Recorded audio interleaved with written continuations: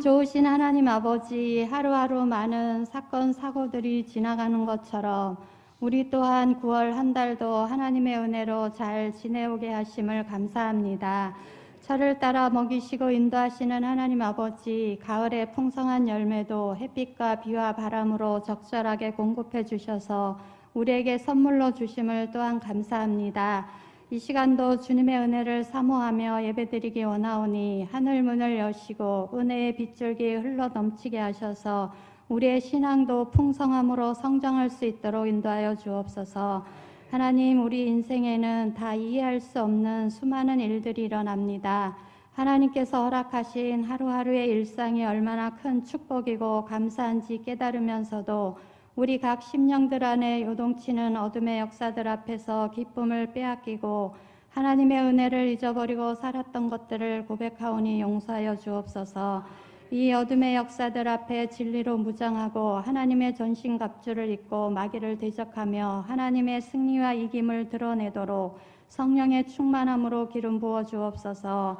역사를 주관하시는 하나님 아버지, 하나님께서 보시기에 좋았더라 하신 이 세상이 환경오염과 기상이변, 전쟁으로 갈수록 황폐해져 가고 있습니다. 세계 경제도 침체되고 모로코에서는 지진이, 리비아에서는 폭우로 인한 홍수로 많은 이들이 어려움을 겪고 있습니다. 현장에서는 당나귀도 생명을 살리는 데 쓰임받고 있다는데 주의 사랑으로 이들에게 도움의 손길이 이어지게 하셔서 속히 나라가 회복될 수 있도록 인도하여 주옵소서. 우리 대한민국 대통령과 위정자들을 긍휼히 여기사 은혜와 평강을 부어주셔서 서로 상생하며 함께 살아 움직이게 하셔서 이 나라와 민족에 하나님이 부어주시는 복을 누리게 하시고 다시금 영적 부흥이 일어나는 나라 되게 하여 주옵소서. 하나님 아버지, 선교사들을 이 땅에 보내셔서 학교와 병원을 세워 한국 사회가 일어서게 하시고 한국 교회가 선교하는 교회로 성장하게 하여 주심을 참 감사합니다. 각 나라에 파견되어 복음 전하는 선교사들과 목회자들과 모든 그리스도인들이 나라와 민족을 위해 기도의 등불을 밝히게 하시고 어지럽고 어두운 이 시대에 소금과 빛이 되게 하여 주옵소서. 한반도가 여전히 갈등과 불안 속에 있습니다. 북한의 무모한 도발을 멈추게 하시고 우리도 강대강 대치로 긴장을 가속화시키기보다 민족의 동질성을 회복하고 협력하여 새로운 시대를 열어갈 수 있는 평화통일의 그날이 속히 오게 하여 주옵소서. 우리를 오르동 제일교회 성도로 불러주신 하나님 아버지, 우리에게 하나님의 약속을 믿는 믿음을 부어주시기를 원합니다. 오늘도 나는 죽고 주님만 사시는 공동체가 되게 하여 주옵소서. 하나님의 말씀을 사모하고 성경을 읽고 묵상하며 주의 십자가를 사랑하며 복음을 자랑하는 교회와 성도 되게 하여 주옵소서. 사람은 약속한 것을 변개할 때가 많은 한계를 지니고 있는 존재이지만 우리 하나님의 약속은 그것이 무엇이든 정한 때가 오면 한치의 오차도 없이 이루어짐을 믿습니다. 신실하신 하나님을 온전히 의뢰하게 하시고 선한 목자가 되셔서 우리의 이름을 부르실 때 그 음성을 듣고 순종하며 따라가는 오르동 제일교회와 성도들 되게 인도하여 주옵소서. 교회 학교 이외에 오늘도 예배를 통해 은혜를 부어주시기를 원합니다. 어려서부터 우리 모든 자녀들이 예수님을 믿고 하나님의 자녀로서 자존감을 갖고 세상 속에서 주역으로 살아갈 수 있도록 축복하여 주옵소서. 이들을 위해 말씀과 기도로 눈물 흘리는 교육자들과 부장, 교사들을 축복하시고 울며 씨를 뿌림에 기쁨의 단을 거둘 수 있도록 인도하여 주옵소서.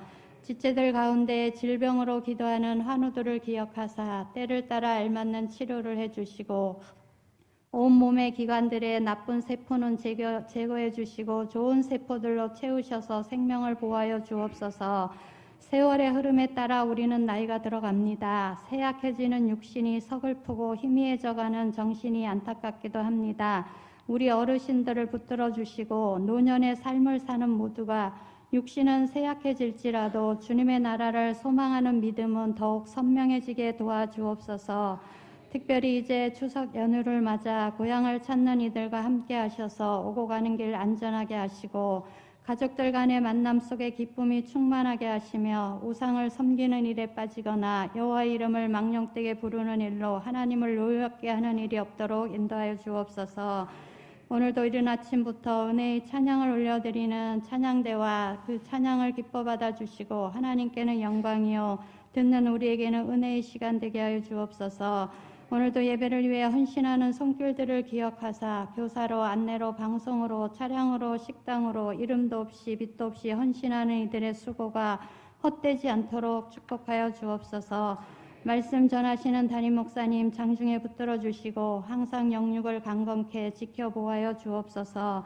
엘리야에게 주셨던 갑절의 영감을 주셔서 오늘도 선포되는 말씀을 통하여 우리가 힘을 얻고 한 주간도 세상에서 하나님의 자녀답게 승리하는 인생 살게 하여 주옵소서. 모든 예배 주님 홀로 영광 받아주시길 원하옵고 감사드리며 예수 그리스도의 이름으로 기도드립니다. 아멘.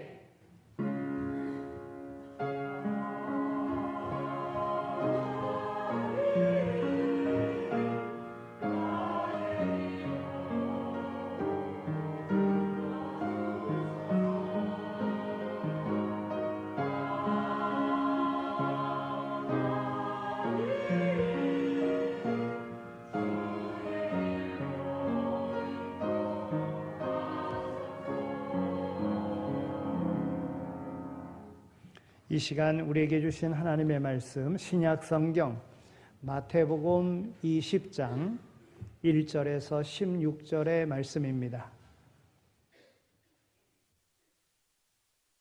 마태복음 20장 1절에서 16절의 말씀 이제 봉독해 드리겠습니다. 천국은 마치 품꾼을 얻어 포도원에 들여보내려고 이른 아침에 나간 집 주인과 같으니 그가 하루 한 데나리온씩 품꾼들과 약속하여 포도원에 들여보내고 또 제3시에 나가보니 장터에 놀고 서 있는 사람들이 또 있는지라. 그들에게 이르되 너희도 포도원에 들어가라. 내가 너희에게 상당하게 주리라 하니 그들이 가고 제6시와 제9시에 또 나가 그와 같이 하고 제11시에도 나가보니 서 있는 사람이 또 있는지라. 이르되 너희는 어찌하여 종일토록 놀고 여기 서 있느냐. 이르되 우리를 품꾼으로 쓰는 이가 없음이니이다. 이르되 너희도 포도원에 들어가라 하니라. 저물매 포도원 주인이 청지기에게 이르되 품꾼들을 불러 나중 온 자로부터 시작하여 먼저 온 자까지 삭슬 주라 하니 제11시에 온 자들이 와서 한 데나리온씩을 받거늘 먼저 온 자들이 와서 더 받을 줄 알았더니 그들도 한 데나리온씩 받은지라. 받은 후 집 주인을 원망하여 이르되 나중 온 이 사람들은 1시간밖에 일하지 아니하였거늘 그들을 종일 수고하며 더위를 견딘 우리와 같게 하였나이다. 주인이 그 중에 한 사람에게 대답하여 이르되 친구여 내가 네게 잘못한 것이 없노라. 내가 나와 한 데나리온의 약속을 하지 아니하였느냐. 네 것이나 가지고 가라. 나중 온 이 사람에게 너와 같이 주는 것이 내 뜻이니라. 내 것을 가지고 내 뜻대로 할 것이 아니냐. 내가 선함으로 내가 악하게 보느냐. 이와 같이 나중된 자로서 먼저 되고 먼저 된 자로서 나중되리라. 아멘. 이는 하나님의 말씀입니다.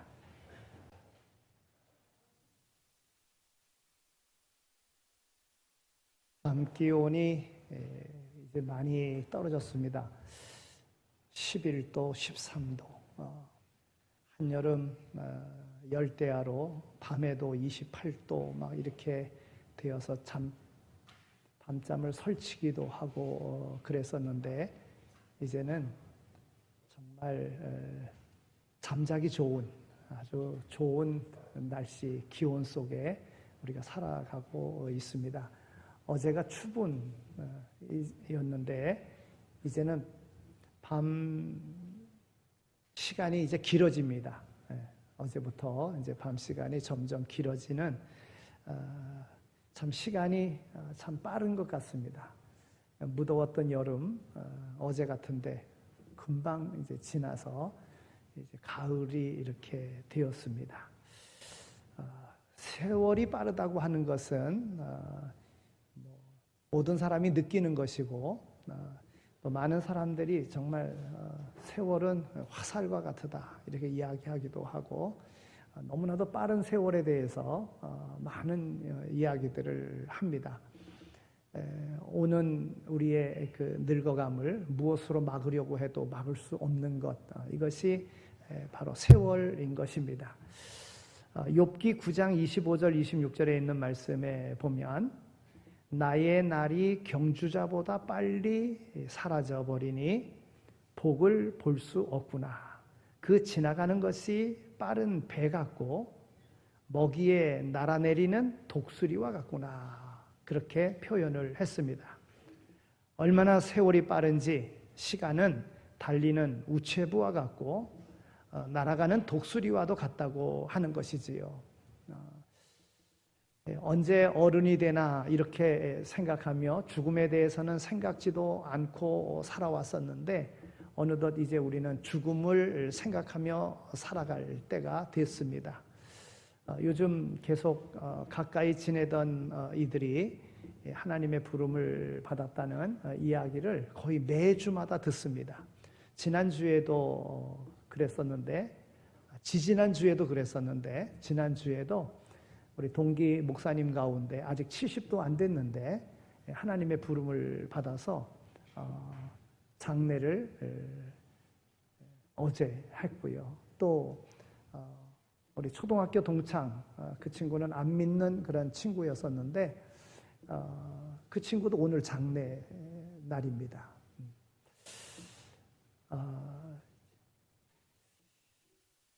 죽음은 오늘 우리에게 유쾌한 일은 아니지만 누구에게나 죽음이 있다고 하는 것, 정말 우리의 시간이 너무나도 짧고 너무 제한되어져 있는 시간 속에 우리가 살아가고 있음을 우리는 알게 됩니다.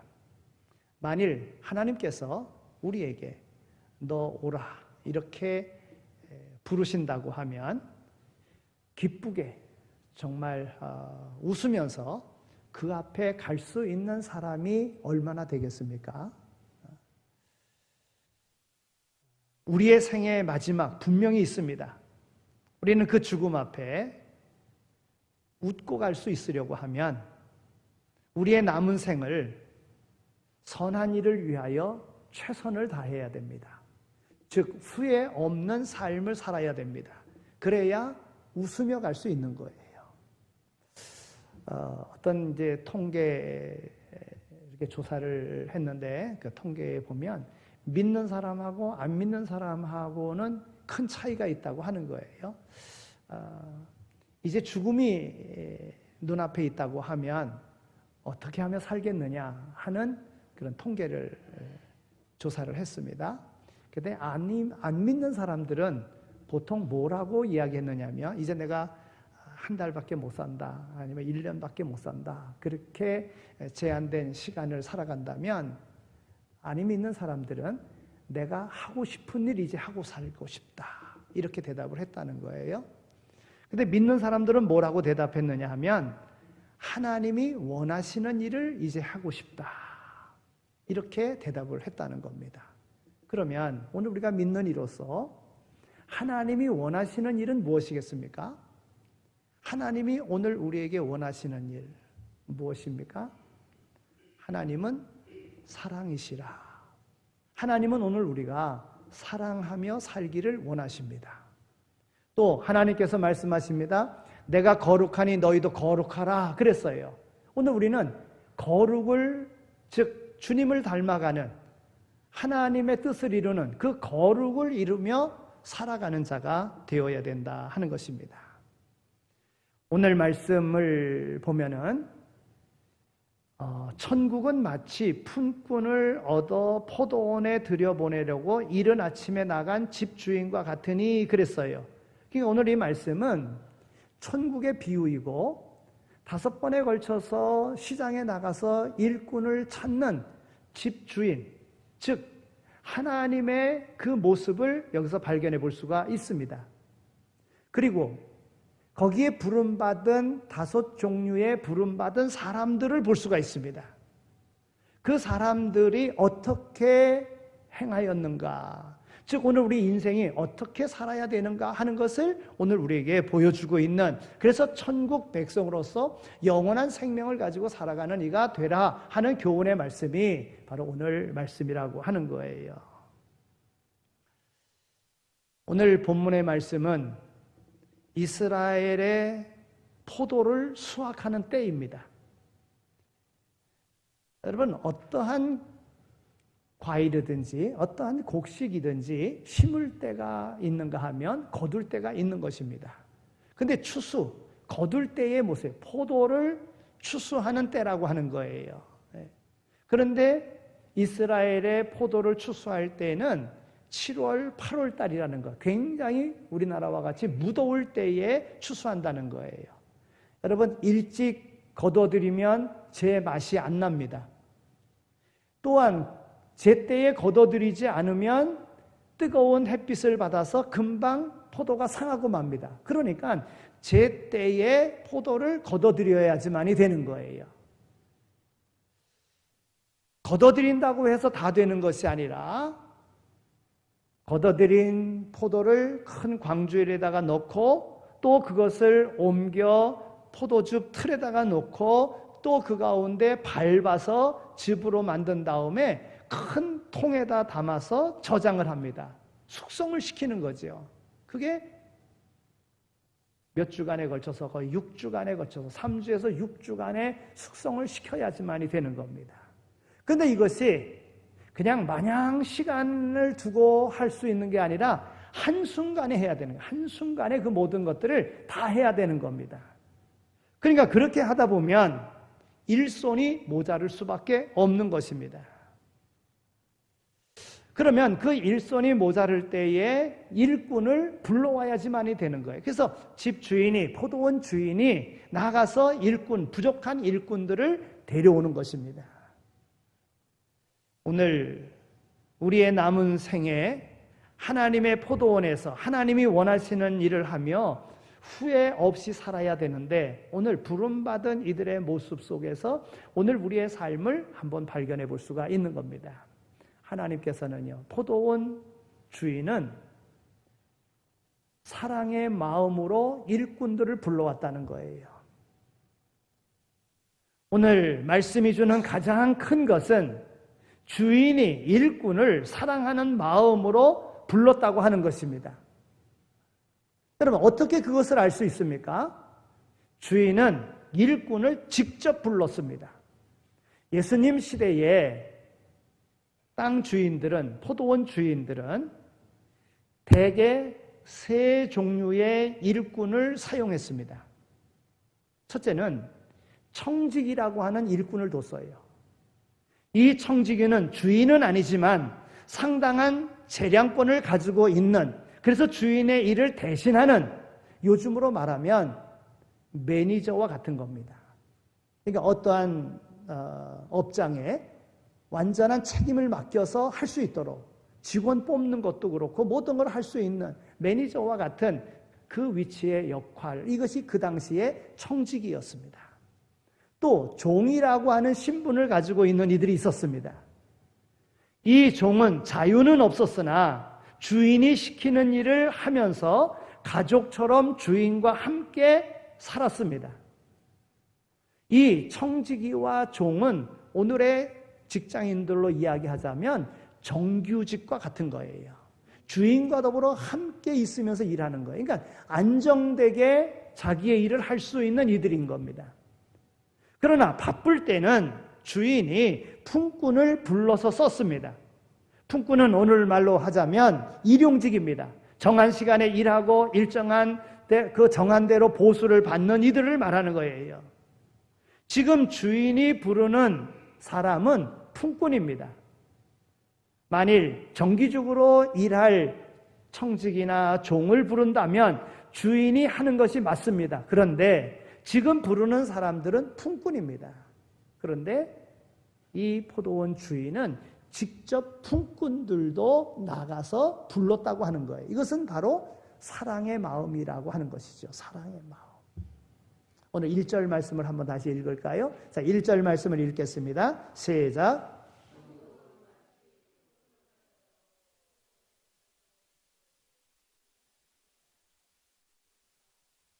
아멘. 집주인이 직접 나갔습니다.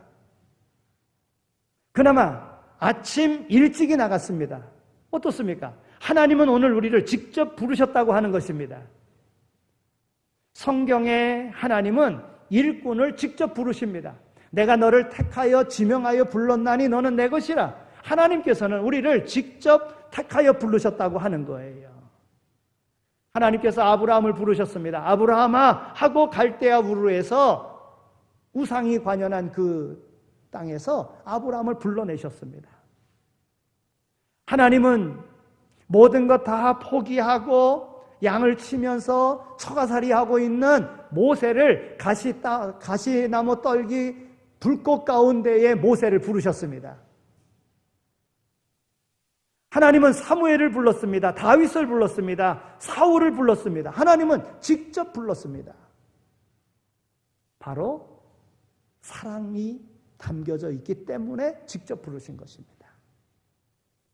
예수님도 보면 예수님도 제자들을 직접 불렀습니다. 안드레야, 빌리바, 마리아야, 베드로야 하고 불렀습니다. 그렇습니다. 하나님은 이와 같이 직접 부르시는 분이라는 거예요. 오늘 하나님께서 오늘 우리를 직접 부르셨습니다. 이런 확신이 있어야 됩니다. 하나님이 나를 사랑하셔서 오묘한 방법으로 나를 불러주셨다. 하나님의 성령으로 나를 불러주셨다 하는 이런 마음이 오늘 우리에게 있어야 되는 것입니다. 지금도 인력시장에 나가면은요, 이와 비슷한 광경을 볼 수 있다 그래요. 어떤 일터에 일꾼이 필요한데, 그러면 건축주가 거기에 필요한 일꾼들, 그래서 인력시장에 가서 미장할 수 있는 사람, 막노동할 수 있는 사람 몇 명 해가지고 이렇게 불러간다는 거예요. 그러면 거기에 인력시장에 아침 일찍 가는 거예요. 새벽 4시 막 이때 나가가지고 기다리는 거예요. 그러면 일꾼을 필요로 하는 사람이 봉고차 딱 태우고 와서 뭐 하는 사람 몇 명? 그러면 가는 거죠. 어떤 것을 지명해서 너 이렇게 해가지고 지명해서 불러갑니다. 그러니까 이렇게 지명받았다고 하는 것은, 직접 불러줬다고 하는 것은 감사요, 사랑이요, 은혜라고 하는 거예요. 거기에 택함을 못 받으면 그냥 있는 거예요. 그냥 있는 거예요. 부를 때까지 있는 거예요. 어느 날은 일하려고 나갔는데도 불구하고 불러주는 사람이 없어서 나가서 일하지 못하고 그냥 꽁치고 들어오는 경우도 있습니다. 허다합니다. 오늘 말씀에 주인이 직접 가서 불러주었다. 이거는 사랑이요, 이것은 은혜라고 하는 것입니다. 자기가 다른 사람보다 더 특별한 것 없습니다. 다 거기가 거기입니다. 모든 게 다 비슷합니다. 그런데 많은 사람 중에서 직접 주인이 불러줬다고 하는 것은 너무나도 감사하고 고마운 일이에요. 이거는 은혜라고 하는 거예요. 여러분, 우리가 믿음 생활하면서 이러한 마음이 우리에게 있어야 돼요. 하나님이 나를 직접 불러주셨다. 하나님이 나를 불러주셨다고 하는 이런 마음으로 살아야 된다 하는 겁니다. 또 오늘 여기 말씀해 보면 주인은요, 한 사람 한 사람 개개인에게 받을 수 있는 보상을 약속하며 불러주셨다고 하는 겁니다. 여러분, 첫 번째 사람을 보십시오. 2절에 있는 말씀을 읽겠습니다. 자, 2절 말씀입니다. 자, 2절 말씀을 함께 읽겠습니다. 시작.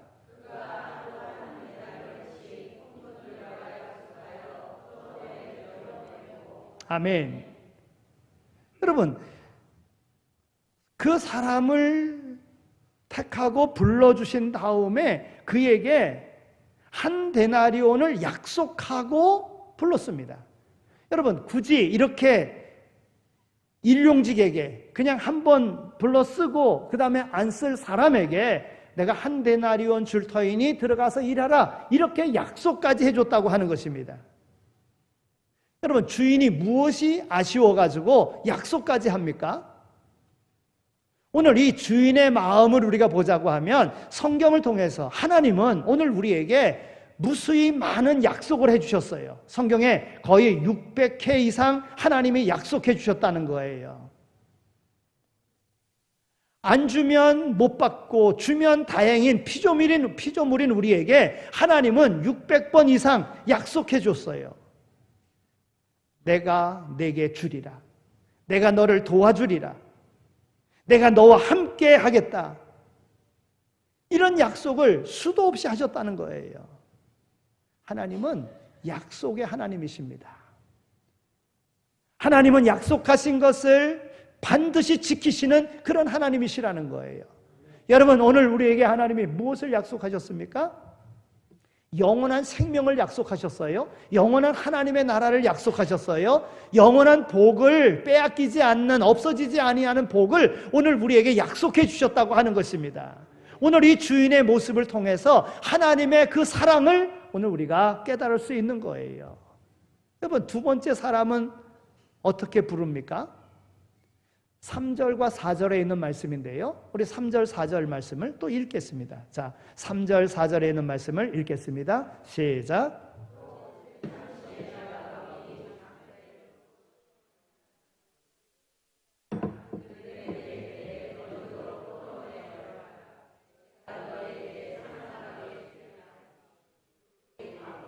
아멘. 여러분, 두 번째 부른 사람도 내가 너희에게 상당하게 주리라 이렇게 약속했어요. 이 말의 뜻은 공정하게, 정의롭게 이런 뜻입니다. 먼저 부름받은 이들보다는 3시간을 덜 일한 사람입니다.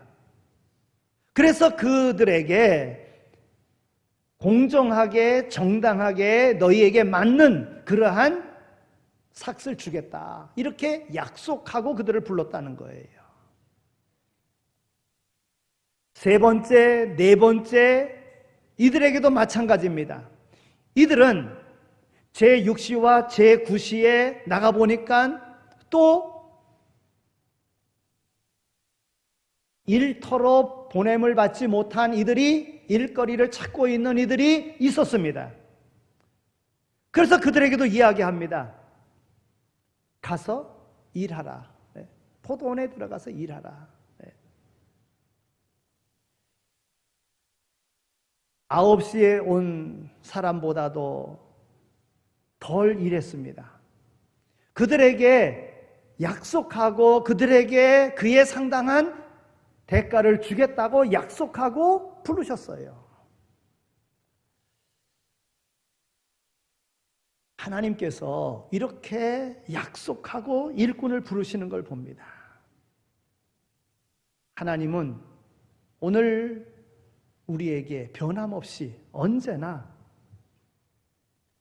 약속하고 약속하신 것을 지키시며 오늘 우리를 일터로, 오늘 우리의 재능과 사명에 따라서 일할 수 있도록 귀한 일을 맡겨주시는 분, 바로 우리 하나님이시라고 하는 거예요. 사무엘상 15장 29절에 있는 말씀을 보면 이스라엘의 지존자는 거짓이나 변개함이 없으시니 그는 사람이 아니심으로 결코 변개하지 아니하시님이다 그랬어요. 하나님은 약속하신 것을 바꾸시지 않는 분이라고 하는 거예요. 히브리서 13장 8절에 있는 말씀을 보면 예수 그리스도는 어제나 오늘이나 영원토록 동일하시니라 그랬어요. 예수님은 동일합니다. 하나님은 모든 사람에 대해서 자세가 같고 같은 사람을 대할 때도 과거나 미래 모든 일에 있어서 동일하신 그런 하나님이시라는 거예요. 오늘 우리의 삶을 돌이켜 볼 때에 하나님께서 약속하신 그 말씀이 오늘 우리에게 동일하게 오늘 우리를 대해 주시지 않았습니까? 하나님의 약속하신 바대로 오늘 우리에게 하나님은 가까이 와 주셨어요. 우리가 하나님을 다르게 대했지 하나님은 우리를 똑같이 대해 주셨다고 하는 것입니다.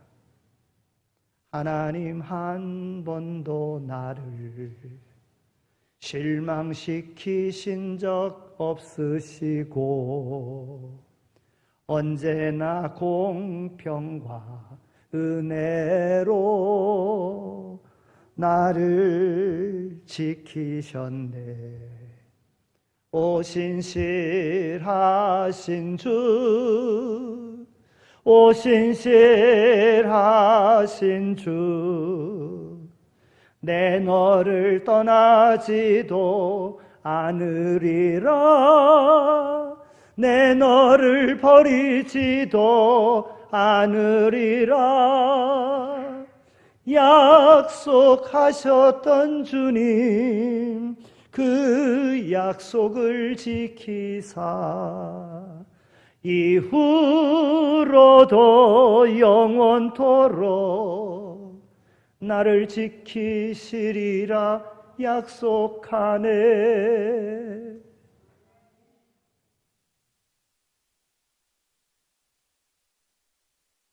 하나님의 은혜의 절정은 마지막 사람을 대하는 태도에서 발견해 볼 수가 있습니다. 하나님의 사랑. 하나님은 오늘 우리를 은혜로 부르셨어요. 그러니까 하나님의 이 은혜를 우리가 알아야 되는 거예요. 하나님이 모든 일꾼들을 은혜로 부르셨지만 그 중에 가장 많은 은혜를 받은 사람은 마지막에 부름받은 사람이에요. 주인이 오후 5시에 또 밖에 나가 보니까 거기 또 한 사람이 있었어요. 그래서 물었습니다. 왜 여기 있느냐? 그랬더니 그가 하는 말이 저를 품꾼으로 부르는 사람이 없습니다. 그랬어요. 여러분, 만일 여러분이 주인이라면 어떻겠습니까? 일을 시작한 지 11시간이나 지났어요. 그런데 아직도 부름을 받지 못했어요. 여러분, 괜히 부름받지 못했겠습니까? 주인이 4번이나 나갔다가 왔어요. 그런데 그 주인의 눈에 띄지 않았던 것이지요.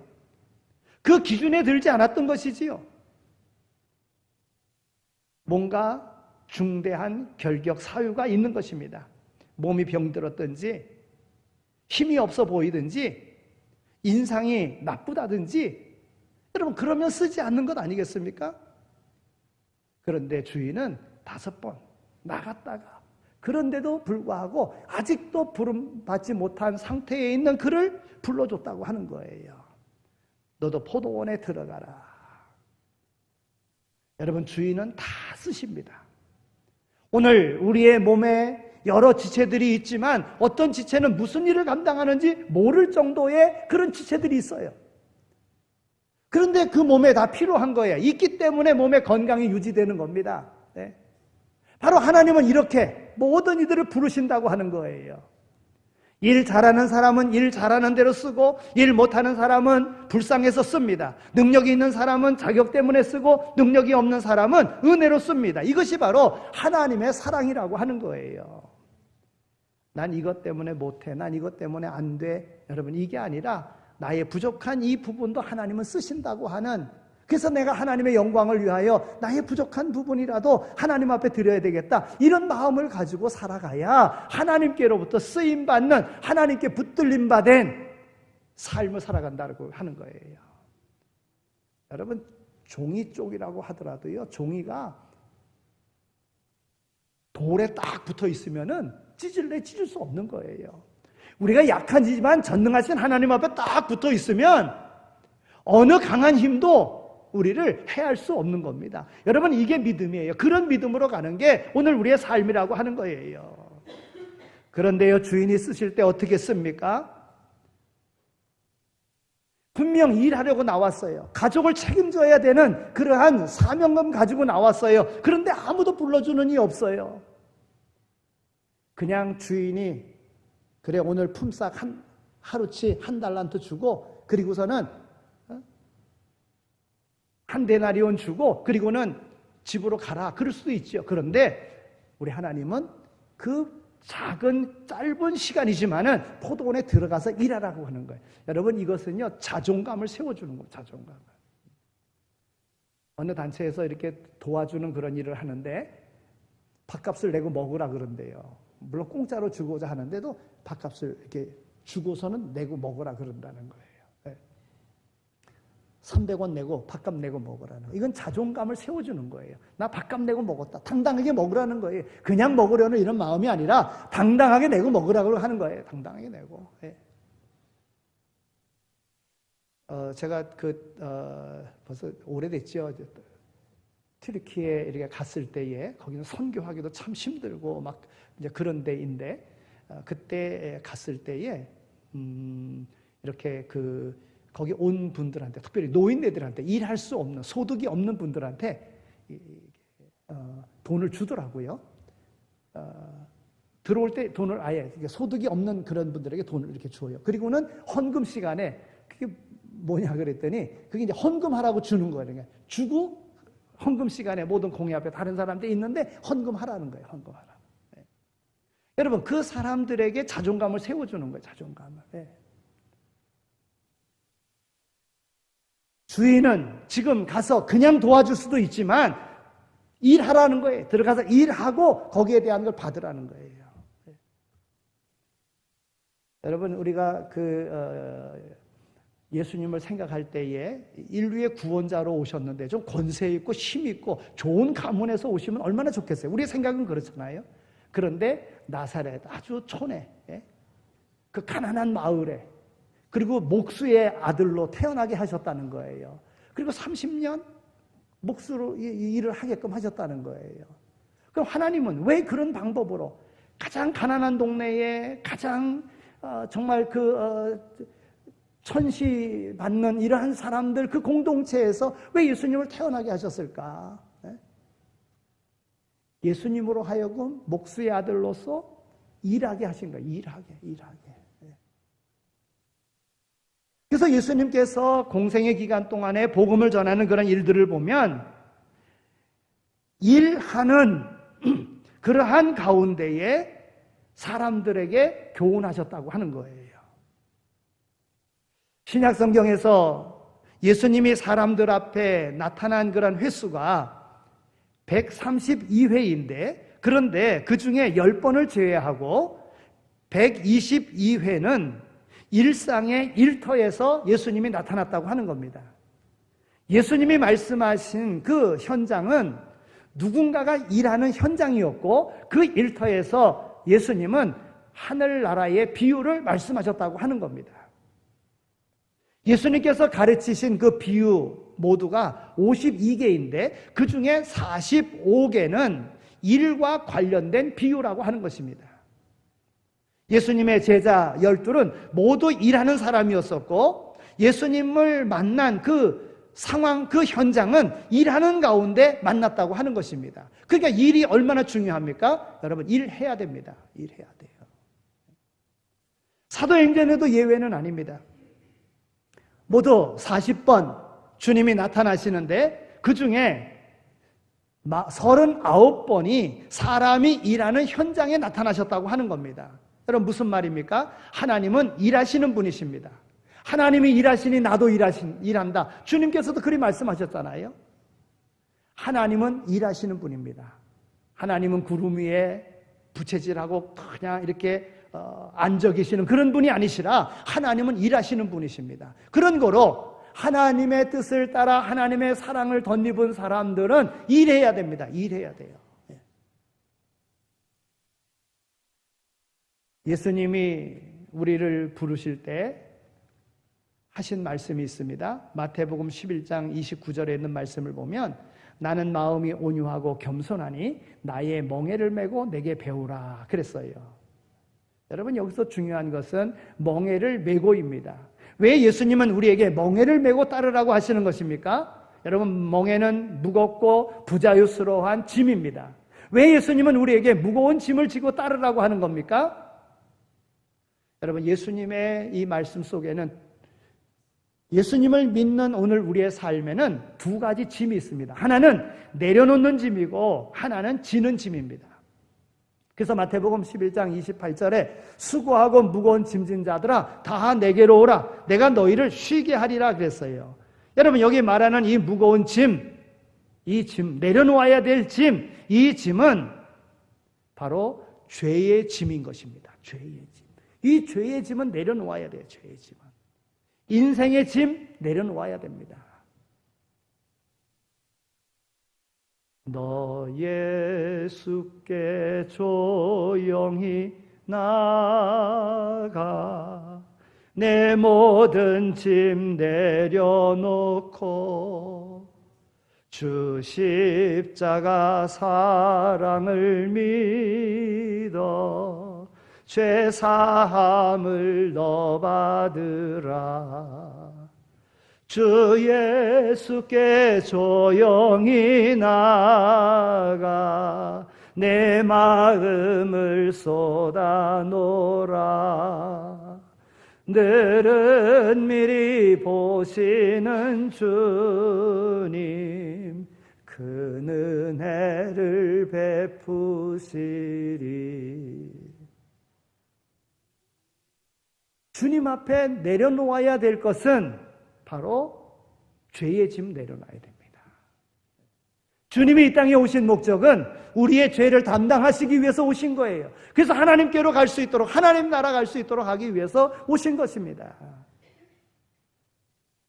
예수 앞에 나오면 모든 죄 사하고 주의 품에 안기어 편히 쉬리라.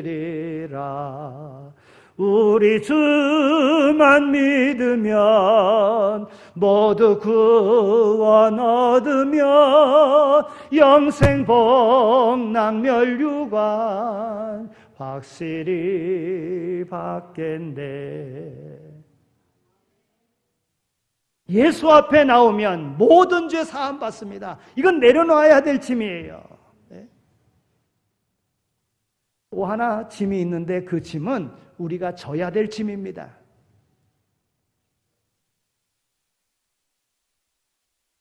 인생의 삶의 원리가 그러합니다. 우리는 누군가의 사랑을 받았습니다. 그러면 그 사람 때문에 내가 행복했습니다. 사랑하기 때문에 내가 할 일이 있는 것입니다. 그를 위하여 희생해야 되는 거예요. 우리가 부모님 때문에 은혜를 입었고 오늘 이렇게 살아가고 있는 것입니다. 그렇다면 늙은 부모에게 사랑의 헌신을 실천해야 되는 거예요. 이거는 져야 되는 짐입니다. 예수 믿으면 예수님 때문에 내려놓는 짐이 있고 예수님을 위하여 짊어질 짐이 있습니다. 그런데 기쁨은 예수님 때문에 짐을 내려놓을 때만 오는 것이 아니라 예수님을 위하여 짐을 질 때에 동일하게 행복한 삶을 살아가게 된다고 하는 겁니다. 남녀가 서로 사랑합니다. 사랑하는 사람 때문에 받는 위로 때문에 행복합니다. 그런데요, 사랑하는 사람을 위하여 헌신할 때에, 희생할 때에 그 사랑은 더욱더 커간다는 거예요. 완성된다고 하는 거예요. 오늘 우리가 신앙생활 하면서 오늘 우리가 하나님께로부터 받은 바 그 사랑이 있어요. 그래서 받은 바 사랑에 따라서 오늘 품꾼들을 시간대마다 나가서 필요한 일꾼을 직접 불러서 일하게 하시는 것과 같이 오늘 우리의 믿음의 때가 있었어요. 그러면 하나님께서 오늘 우리를 불러주셨어요. 그러면 받은 바 은혜, 영원한 생명을 얻은 거 아니겠어요? 구원을 얻은 거 아니겠어요? 천국을 확신받은 것 아니겠어요? 그렇다면 오늘 우리가 하나님을 위하여 그 사랑에 대한 희생의 짐을 지고 나가야 된다고 하는 것입니다. 오늘 하나님의 나라를 위하여 희생하는 삶이 우리에게 있어야 되는 거예요. 여러분, 그런 믿음 안에 희생의 삶이 없으면 그 삶에 기쁨이 없습니다. 기쁨이라고 하는 것은 받을 때만 오는 것이 아니에요. 줄 때에, 섬길 때에 옵니다. 받기만 하고 주지 않으면 기쁨은 사라지게 되어져 있어요. 이런 삶을 살아야 됩니다. 봉사하지 않으니까 오늘 우리의 삶 속에 애착이 없는 거예요. 친구가 없는 겁니다. 함께 일하는 동역자가 오늘 우리로 하여금 친구 되게 만드는 거예요. 오늘 내가 어디에 소속되어져 있는가 소속감을 가지고 우리는 살아야 됩니다. 교회를 오래 다녀도 내가 소속감을 갖지 못하면 정들지 않습니다. 오늘 우리의 삶 속에 희생의 삶이 있어요. 여기저기 손때 묻은 데가 있어야 되는 거예요. 그럴 때에 사랑하는 마음이 생기는 것이고 그럴 때에 오늘 우리의 믿음이 커가는 겁니다. 여러분, 받는 데만 있는 것이 아니라 마지막 5번째 가서 1시간 일하고서도 품값을 주는 것은 바로 이러한 하나님의 사랑이 있는 거예요. 다 일하라는 거예요. 자존감을 세워주는 거예요. 네? 하나님께서는 그 일한 모든 사람에게 동일하게 품삯을 준 것과 같이 하나님을 위하여, 예수님을 위하여 일한 사람에게는 큰 축복을 주시게 되어져 있어요. 큰 복을 주시게 되어져 있어요.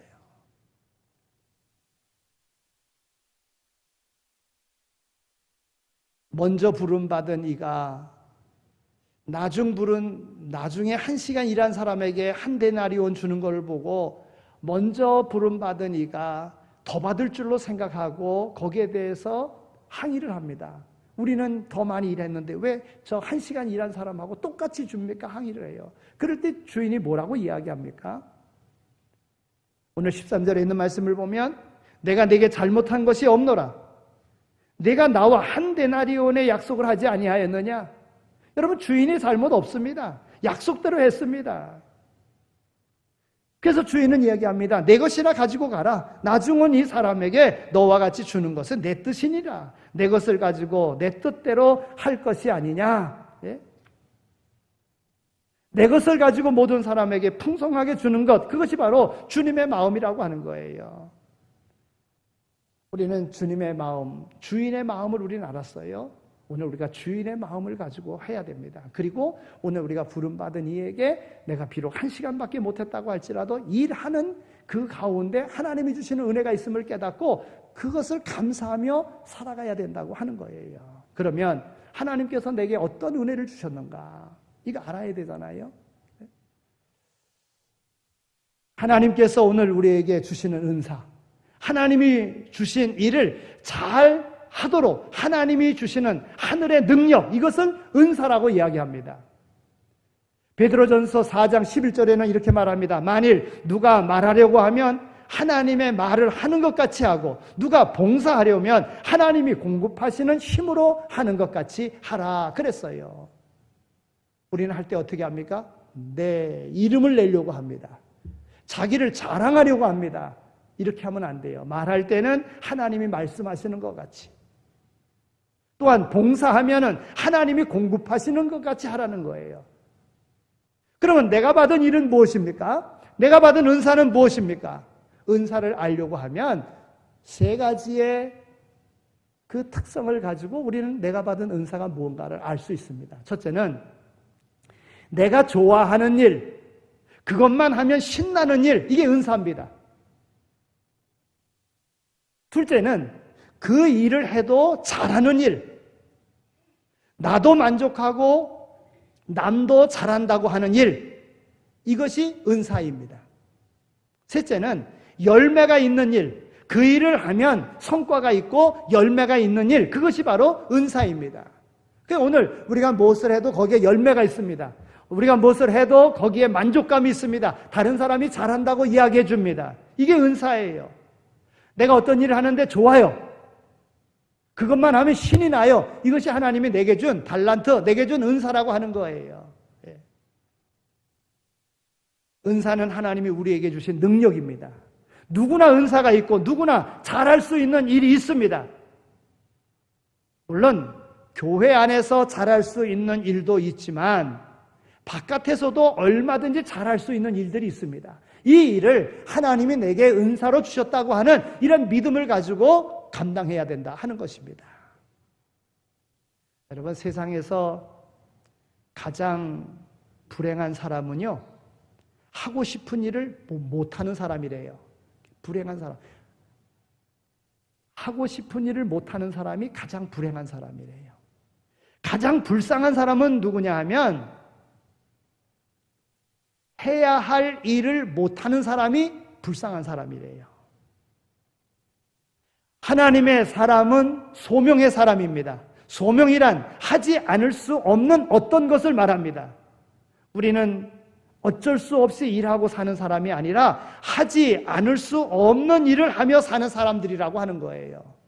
여러분, 오늘 우리의 가치를 너무나도 낮추지 마십시오. 오늘 우리는 하나님의 자녀입니다. 하나님이 우리와 더불어 함께 하십니다. 하나님이 약속하셨습니다.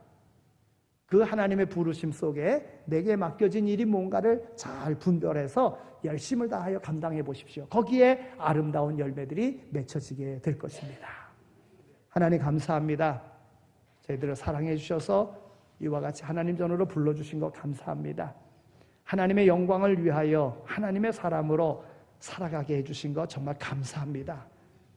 이제 오늘 우리의 삶을 통하여 희생이 있는 삶, 하나님이 맡겨주신 줄로 알고 그 일을 기쁨으로 감당하는 이러한 삶을 살아가는 오늘 우리 모두 다 되게 하여 주옵소서. 그래서 영원한 하나님의 나라에서 큰 상급, 영원한 상급을 받아 누리는 우리 모두가 다 되게 하여 주옵소서. 감사합니다. 예수 그리스도의 이름으로 기도드립니다. 아멘.